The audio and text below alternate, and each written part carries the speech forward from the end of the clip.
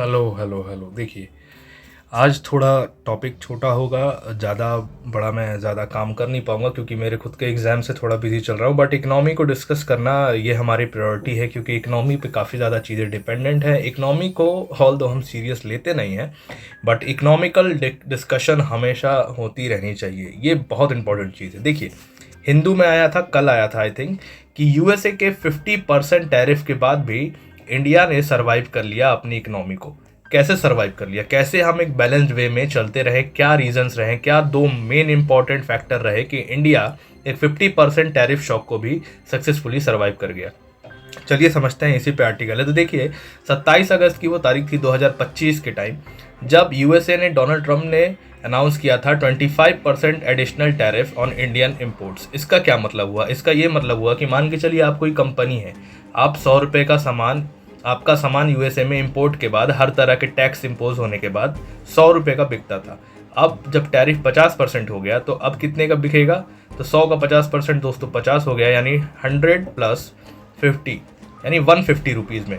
तो डायरेक्ट 150 रुपये में 100 रुपये की चीज़ इंडिया की बिकने वाली थी। यानी वहाँ की मार्केट में आप समझिए कोई चीज़ एकदम से महंगी हो जाए तो उसकी सेल्स गिर जाती, सेल्स गिर जाएगी तो इंडियन कंपनी कमाएगी नहीं, इंडियन कंपनी कमाएगी नहीं तो गवर्नमेंट को क्या टैक्स देगी? जब गवर्नमेंट को टैक्स नहीं मिलेगा मेरे दोस्तों, इनकम टैक्स नहीं मिलेगा, आपको पता है ना, कॉर्पोरेट टैक्स नहीं मिलेगा, एक बहुत बड़ा हिस्सा होता है इकोनॉमी में। तो इकोनॉमी में जब हिस्सा नहीं होगा तो बजट पे इम्पैक्ट आएगा, गवर्नमेंट को टैक्स नहीं मिल रहा है, पैसा नहीं आ रहा है, तो एक्सपेंडिचर लो होगा, तो अल्टीमेटली काफ़ी चीज़ें कोलैप्स होने का डर था। और हम बहुत स्पीड से बढ़ रहे थे, इकोनॉमी में डेवलपमेंट अच्छी हो रही थी, तो उस पर भी खतरा था। बट इंडिया ने सक्सेसफुली सर्वाइव कर लिया इस चीज़ को, इस झटके को हम एब्जॉर्ब कर गए, शॉक को हम एब्जॉर्ब कर गए। क्यों एब्जॉर्ब कर गए उस पर समझते हैं। देखिए, दो आर्टिकल यहाँ है। द हिंदू ने कवर किया था कि एडिशनल 25% टैरिफ, यानी 25 पहले से और 25 बाद का, यानी टोटल 50। और फिर बीबीसी ने भी सेम डेट को कि 50% टैरिफ लगा है इंडिया के गुड्स पे। ठीक है, क्या चीज़ें रही, कैसे हम सर्वाइव कर गए? तो देखिए, दो चीज़ थी। पहली, स्ट्रॉन्ग डोमेस्टिक डिमांड। इंडिया की इकोनॉमी जो है ना, काफ़ी हद तक डोमेस्टिक डिमांड पे भी ड्रिवन है। 70%, ये आर्टिकल कहता है around 70% of India's GDP driven by domestic consumption. इसका क्या मतलब हुआ? देखिए, अगर सपोज कोई कंपनी है, वो शूज़ बनाती है, शूज़ बना के 100 पेयर्स ऑफ शूज़ उसने बनाया और उस शूज़ को कहाँ डाला? यूएसए के मार्केट में, टोटल 100 का 100। बट अब क्या हुआ कि वही शूज़ महंगे बिकने लगे, तो वहाँ कोई खरीद नहीं रहा, तो कंपनीज वहाँ डाल ही नहीं, मान के चलिए अगर डाल भी देंगी तो वहाँ खरीदेगा नहीं, कोई खरीदेगा नहीं, तो कैसे? तो इंडिया की कंपनियों ने देखा कि हाँ भाई, अब डोमेस्टिक मार्केट पे ही फोकस करते हैं, उन्होंने अपने शूज़ को इंडिया में ही उतार दिया। और हम लोगों की खासियत ये रही कि हमने उन चीज़ों को खरीद भी लिया। यानी कंपनी जो उतना नाफा मैं मानता हूँ नहीं कमा पाएगी जितना डॉलर्स में वो कमाती थी, बट वो कहीं ना कहीं सस्टेन कर गई, कोलैप्स करने से बच गई। तो ये एक बहुत बड़ा कारण रहा। तो समझते हैं कि spending by Indian house holds on goods and services support businesses, यानी वो बिजनेसेस को बचा ले गई कि हाँ भाई, एक मार्केट क्लोज होता है यूएसए का, तो एक मार्केट तो खुला है अपना डोमेस्टिक, वहाँ बेचो, सर्विसेज और गुड्स को वहाँ डालो दनादन। तो यहाँ डाला गया और यहाँ हम सक्सेसफुली खरीद भी ले गए। एक तरीके से समझिए डोमेस्टिकली ही चीज़ें सस्टेन कर गई और डोमेस्टिकली हम चीज़ों को बचा लिया। दूसरा क्या हुआ कि sustain growth even when export face pressure, मतलब एक्सपोर्ट का बहुत ज़्यादा प्रेशर जब आया, जब 150% टैरिफ लग गया, फिर भी हम अपने ग्रोथ को बचाने में सक्सेसफुल रह गए। यानी इंडिया की जो इकोनॉमी ग्रो कर रही है ना, वो एकदम से कोलैप्स नहीं करी, ठीक है, रुकी नहीं। हाँ, उसमें दिक्कतें आई, बट हम फिर भी अच्छे पेस पे बने रहे। तो ये कहाँ से आए? जब हम डोमेस्टिक कंजम्पशन अच्छा कर रहे हैं। और डोमेस्टिक कंजम्पशन कब अच्छा होता है दोस्तों? तभी जब परचेजिंग पावर आपकी जनसंख्या की अच्छी हो। देखिए, आप माने ना माने, मैं मानता हूँ बहुत बड़ा तबका भारत का गरीब है, बट हमारी परचेजिंग पावर फिर भी ठीक रही। और गवर्नमेंट ने भी एक्सपेंशनरी पॉलिसी चलाई थी, बहुत ज़्यादा कॉन्ट्रैक्शन नहीं हुआ था कि हम पैसे खींचना, एब्जॉर्ब करना चाह रहे थे मार्केट से। तो हम क्या करना चाह रहे थे कि मार्केट में पैसा बने रहे। कैसे? 0% इंटरेस्ट पे, जैसे आप ऐसे समझिए, जब गवर्नमेंट देखती है कि हमको मार्केट से पैसा उठा लेना है, तो गवर्नमेंट क्या करती है, बैंक में देखेंगे ज़्यादा इंटरेस्ट देने लगेगी, ठीक है, एफडीज में ज़्यादा इंटरेस्ट आने लगेगा। तो आप देखोगे कि हाँ भाई, गवर्नमेंट अब 10% इंटरेस्ट दे रही है, तो हम क्यों ना डिपॉजिट कर दे पैसे को। तो हम जाते हैं डायरेक्ट अकाउंट में डिपॉजिट कर देते हैं। अब गवर्नमेंट चाहती है कि नहीं, बाजार मंदा पड़ गया, सारे लोगों ने अपने जेब से पैसे निकाल के बैंक में डाल दिए, तो क्या होगा? आप खरीदोगे नहीं। आपके पास सपोज दैट 50,000 रुपये है।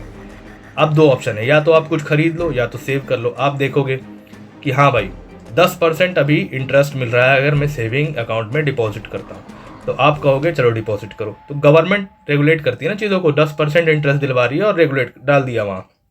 फिर गवर्नमेंट देखेगी कि अरे भाई सारे आदमी के पॉकेट से जब हमने पैसे बैंक में ले लिए तो व्यापारियों का तो कोई सामान ही नहीं बिक रहा, पूरी मार्केट रुक गई। अब सामान नहीं बिकेगा तो क्या व्यापारी कोई हायर करेगा किसी को काम करने के लिए? वो देखेगा कि यार यहाँ तो कुछ बिक नहीं रहा, मेरे दुकान पे कुछ बिक्री हो नहीं रही, तो मैं क्यों किसी को स्टाफ में रखूँ? तो स्टाफ निकालने लगे तो इकोनॉमी रुक जाती है।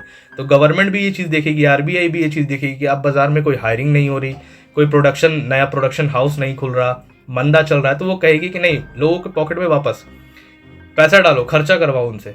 तो वो क्या करेगी, 0% इंटरेस्ट पे सामान ले जाइए। मतलब अगर आप 50,000 का सामान अभी लेते हैं तो धीरे धीरे पेमेंट करो, कोई एक्स्ट्रा चार्ज नहीं लगना है, कोई इंटरेस्ट रेट नहीं लगना है, ठीक है, 0% इंटरेस्ट रेट। दूसरा क्या, लोन ईजिली देने लगेगी कि हाँ भाई लोन ले जाओ, सिर्फ 1% इंटरेस्ट पे लोन ले जाओ। ये चीज़ें तो वापस से पॉकेट में पैसा भरेगी। लोग क्या करेंगे, बैंक से भर भर के लोन उठाएंगे और भर भर के सामान खरीदेंगे। तो इस तरीके से इकोनॉमी चलती है। तो हमारी जो डोमेस्टिक परचेजिंग पावर है ना, वो अच्छी रही है।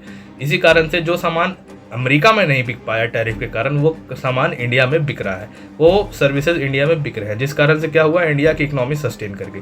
दूसरा मेन इंपॉर्टेंट फैक्टर रहा कि हमने कंटिन्यूअस रिफॉर्म की पॉलिसी अपनाई। कंटिन्यूअस रिफॉर्म की पॉलिसी का क्या मतलब होता है कि जहाँ भी हमको प्रॉब्लम दिखा, जिस भी सेक्टर में हमको प्रॉब्लम दिखना, हम वहाँ काम करने चले गए। ठीक है, हमने एक प्लान नहीं बनाया प्रॉपर कि हाँ इस साल हमको ये बिल्डिंग खड़ी करनी है, इस साल हमको यहाँ डिजिटल इंफ्रास्ट्रक्चर बनाना है, नहीं। हमने कहा कि जहाँ पे भी प्रॉब्लम दिखेगा हम वहाँ काम करेंगे। ठीक है, तो इसके तहत हमने क्या किया कि economic reforms we are not treated as a one time major, जैसा मैंने कहा, they were are pursued as a continuous national mission, कि हमने कंटिन्यूअस मिशन मोड में, एक कंटिन्यूअस मतलब लगातार चलने वाला, कि हाँ जैसे जैसे प्रॉब्लम आती गई हम वैसे वैसे काम करते रहेंगे। मिशन रिफॉर्म्स इन इंफ्रास्ट्रक्चर, की हमने इंफ्रास्ट्रक्चर अच्छे किए। कैसे अच्छे किए कि आप देखो, यहाँ मैं आपको दिखाता हूँ, ये देखो, नेशनल इंडस्ट्रियल कॉरिडोर डेवलपमेंट, जिसमें 11 कॉरिडोर्स बने, इंडस्ट्रियल कॉरिडोर्स बनने हैं, प्रपोज्ड है, पूरा नहीं बना बट चलिए हम काम तो कर रहे हैं। एक उदाहरण दे रहा हूँ कि इन 11 कॉरिडोर्स बनने हैं, 32 प्रोजेक्ट है और 4 फेजेस में बनने वाले हैं। इसमें ही अपना जो डोभी वाला इलाका है मेरे दोस्तों गया के पास, यही अमृतसर दिल्ली वाले कॉरिडोर, अमृतसर दिल्ली तो कोलकाता वाले कॉरिडोर पे लाई करता है, इसके लिए यहाँ भी बनना है। तो ये जो आप देख रहे हो ना, जहाँ जहाँ ये लाई कर रहा है वहाँ वहाँ कुछ कुछ दूरी पे ये इंडस्ट्रियल कॉरिडोर्स डेवलप करने हैं। दूसरा क्या किया, सागरमाला में हमने क्या किया, पोर्ट को मॉडर्नाइज किया, कनेक्टिविटी बढ़ाई पोर्ट से, पोर्ट को इंडस्ट्रियलाइजेशन किया, coastal community development, coastal shipping and inland waterways. इसका क्या मतलब हुआ, इसका मतलब ये हुआ दोस्त कि मान के चलिए कोई पोर्ट है, अब वहाँ कोई शिपमेंट आ रही है, वहाँ सामान को उतारने का जगह नहीं है, अच्छे ऐसे जगह नहीं है जहाँ पे आप समझिए पोर्ट से सामान तुरंत उतरे और रेलवे पे इम्पोर्ट, मतलब आपने शिप से सामान उतारा और वहीं आपको रेलवे की सुविधा मिल गई ताकि आपको माल जहाँ भेजना था वहाँ माल भेज दिया। तो ये चीज़ें नहीं थी, तो हम इस पे काम कर रहे हैं कि मॉडर्नाइज करें, अच्छे टेक्निक्स, अच्छे हैंगर, अच्छे लंगर लगाए कि हाँ भाई तुरंत सामान उठाया गया, तुरंत रेलवेज में गया और वहाँ से फटाक से निकल गया। इससे क्या हुआ कि पहले एक प्रॉब्लम आती थी पोर्ट पे स्टोरेज की, कि एक शिप का माल उतरा है और वो उसने काफ़ी जगह ले लिया पोर्ट का, तो अब दूसरे शिप जो लगातार आ रहे हैं उसका माल कहाँ उतरेगा। तो इसको समझो, अगर आप मोबिलिटी अच्छा करेंगे ना, कि एक सामान आया एक शिप से और उसको आपने तुरंत रेलवे पे डाला या जहाँ भी डाला डिस्पैच कर दिया, वो जगह खाली हो गई, फिर दूसरा शिप आया, फिर उसको, फिर मतलब आपकी मोबिलिटी अच्छा होगा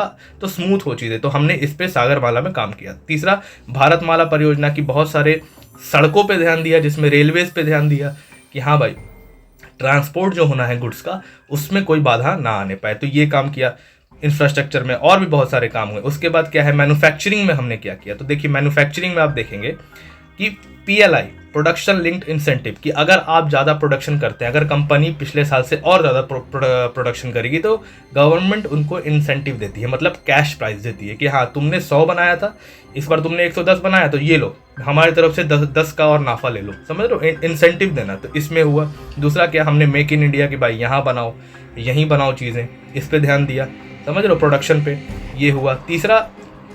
तीसरा बड़ा जो सेक्टर रहा दोस्तों वो रहा डिफेंस का। डिफेंस पे भी काफ़ी अच्छा काम हुआ इकोनॉमी को लेके। कैसे, हमने ब्रह्मोस मिसाइल बेचे, डील की है ब्रह्मोस को लेके, फिलीपींस के साथ की है, और आई थिंक एक कंट्री शायद थाईलैंड भी है, I don't remember the actual name, but एक फिलीपींस है, एक कोई साउथ ईस्ट एशियन कंट्री ही है, उसको एक्सपोर्ट किया है। उसके बाद सबसे ज़्यादा एक्सपोर्ट इस बार सुनने में आ रहा है, इस साल हुआ है डिफेंस के सेक्टर में। गवर्नमेंट भी ये कह रही है, इसलिए मैं कह रहा हूँ सुनने में आ रहा है, यू नो। तो सबसे ज़्यादा एक्सपोर्ट हुआ है। तीसरा क्या है कि देखिए तमिलनाडु डिफेंस कॉरिडोर बना, उत्तर प्रदेश डिफेंस कॉरिडोर बना, जहां हम रिसर्च करेंगे, मैन्युफैक्चरिंग करेंगे, नई नई टेक्नोलॉजीज़ को डेवलप करेंगे डिफेंस को लेके। यह है ना, देखिए 4-5 जगह, सलेम हो गया, चेन्नई हो गया, यहाँ देखिए अलीगढ़, लखनऊ, तो ऐसे ऐसे काफ़ी सारा डिफेंस कॉरिडोर हमने 2 स्टेट में तो पक्का यहाँ से प्रपोज किया है, तो ये काम हो रहा है। फिर देखिए क्या हो रहा है, डिजिटल सेक्टर पे हमने काफ़ी फोकस किया, भीम यूपीआई किया, एमएसएमई को डिजिटलाइज किया, ताकि देखिए कितना भी खराब दौर है ना, हमको जो कैशलेस इकोनॉमी है वो फास्ट चले, सरकार के नज़र में सारे पैसे रहे, चोरी कम होने पाए टैक्स की। मैं नहीं कह रहा कि चोरी नहीं होगी, देखिए चोरी तो आप रोक ही नहीं सकते, हर किसी का तोड़ है, ब्लैक मनी रोकी नहीं जा सकती, बट हमने कोशिश किया। कोविड का भी टाइम आया दोस्तों, तो कोविड में भी कोई पेमेंट में, ट्रांजैक्शन में, सर्विसेज बाई परचेज में दिक्कत ना हो, इसके चलते हमने ऑनलाइन ट्रांजैक्शन को बहुत ज़्यादा मोबिलाइज किया। तो वो है एमएसएमई को, मतलब छोटे कारोबारी जो माइक्रो या स्मॉल मीडियम लेवल के एंटरप्राइजेज है, उनको ऑनलाइन लाने का काम किया। ठीक है, आप देखेंगे कि एग्रीकल्चरल जो गुड्स है उनको भी हम बहुत बड़ा मार्केट प्लेस बनाए हैं, वहाँ पे ला के सेल करते हैं। तो काफ़ी ज़्यादा डिजिटलाइज करने की चीज़ों को कोशिश की, ताकि जो ऑफलाइन प्रॉब्लम्स आ रही है, अगर टैरिफ गुड्स पे लग रहा है तो सर्विसेज तो कम से कम मोबिलाइज अच्छे से हो पाए और अच्छे से चीज़ें चल पाए। तो ये 2 फैक्टर्स रहे, कंटिन्यूस रिफॉर्म और दूसरा रहा स्ट्रॉन्ग डोमेस्टिक डिमांड। देखिए यूएसए के पास क्या चाल है, यूएसए के पास क्या तरीके हैं किसी कंट्री को कोलैप्स कराने के। मोस्टली वो 3 तरीके अपनाता है। पहला कि आप मिलिट्री अटैक करो, इंडिया पे कर नहीं सकते, न्यूक्लियर पावर्ड कंट्री है, मतलब फर्स्ट यूज़ पॉलिसी है कि हम पहले नहीं वार करेंगे, लेकिन अगर होगा तो पीछे भी नहीं हटेंगे। तो और रशिया के साथ काफ़ी क्लोजनेस है, तो इतना आसान नहीं कि आप मिलिट्री हमला करो इंडिया पे, ठीक है, ये नहीं कर पाओगे। दूसरा क्या है कि आप टैरिफ पे टैरिफ लगा दो, मार्केट कोलैप्स करने की कोशिश करो। अब देखो अगर डोमेस्टिकली इतना अच्छा परफॉर्म करेगी तो ये भी कहीं हद तक उतना इम्पैक्ट नहीं पहुंचा पाएगा कि आप एकदम से चीज़ें डगमगा दो इंडिया को, जो आप चाहते हो वो मनवाने में कामयाब हो जाओ। यही तो मेन चीज़ है भाई, समझ रहे हो, यही है डाइवर्सिफिकेशन की पावर। आप नए नए मार्केट्स खोजो, नई नई चीज़ों में उसको एक्सपोर्ट करने का ट्राई करोगे तो आपके पास मल्टीपल ऑप्शन बचेंगे, जो मैंने उस दिन पढ़ाया था वो चीज़ है। तीसरा क्या ऑप्शन उनके पास बचता है कि भाई इंटरवेंशन करो, गवर्नमेंट की कुर्सी हिला दो, तख्ता पलट कर दो, एफबीआई, CIA एफबीआई वाली चीज़ें हैं कि हाँ अगर गवर्नमेंट आपके हिसाब से नहीं चल रही है तो गवर्नमेंट का तख्ता पलट करवा दो। तो ये तीनों चीज़ें हैं, तो ये तीनों चीज़ें इंडिया पे अभी तो फिलहाल काम करते एकदम से नहीं दिख पा रही है। काफ़ी प्रेशर ऑल्दो एक्सर्ट किया था, 500% टैरिफ की बात हुई थी, बट फिर भी चीज़ें हो पाई। Why is this so important, क्यों इतना ज़्यादा जरूरी है? देखिए in the era of global trade war, in the era of global trade war and protectionism, India's economy showed relative insulation from external shock। कि जो अभी एरा चल रहा है ना ट्रेड वॉर का, कि इस पे टैरिफ लगाओ, उस पे टैरिफ लगाओ, ये करो वो करो, उसमें एक अच्छा अप्रोच दिखाया है, इंसुलेशन किया है, एक्सटर्नल शॉक्स को एब्जॉर्ब किया है इंडिया इकोनॉमी में। ये बहुत इंपॉर्टेंट चीज़ है। अगर दोस्तों आप मिलिटरीली स्ट्रांग है, इंडिया स्ट्रांग है, मिलिट्री के नज़रिए से काफ़ी ज़्यादा स्ट्रांग है। दूसरा, अगर आप इकोनॉमी को भी बहुत अच्छे कंडीशन में ले जाते हो ना, तो समझिए कि सोवरेनिटी पे जो थ्रेट आता है वो कहीं ना कहीं बहुत हद तक प्रोटेक्ट हो जाता है। अब आप कहोगे डिस्प्यूटेड एरिया है और चाइना है, सोशल सेक्टर पे बहुत ज़्यादा काम करना है अपने को। सोशल सेक्टर में अपन बहुत ज़्यादा कोलैप्स करते हैं, ये मैं खुद मानता हूँ। आप हेल्थ सेक्टर देख लो, एजुकेशन देख लो, बट जो सोवरेनिटी का मामला है उसको आप स्ट्रॉन्ग कर ले जाओगे अगर आप इन चीज़ों पर ध्यान दोगे, ठीक है। Export disruption did not translate into growth collapse, कि भाई अगर आप एक्सपोर्ट पे टैरिफ लगा दोगे तो ग्रोथ पूरी कोलैप्स कर जाएगी, इंडिया पूरा बर्बाद हो जाएगा। ये वाला सीन थोड़ा कम हो रहा है इंडिया के चक्कर में, ठीक है। तो ये दोनों इंपॉर्टेंट कारक थे। आई होप मैं आपको समझा पाया हूँ। वीडियो थोड़ी छोटी है, माफ़ कीजिएगा, मैं थोड़ा जल्दी में हूँ क्योंकि मुझे ये चीज़ डिस्कस करनी थी और थोड़ा सा टाइम का क्राइसिस है। तो that's all for today. This is Shashank Singh signing off.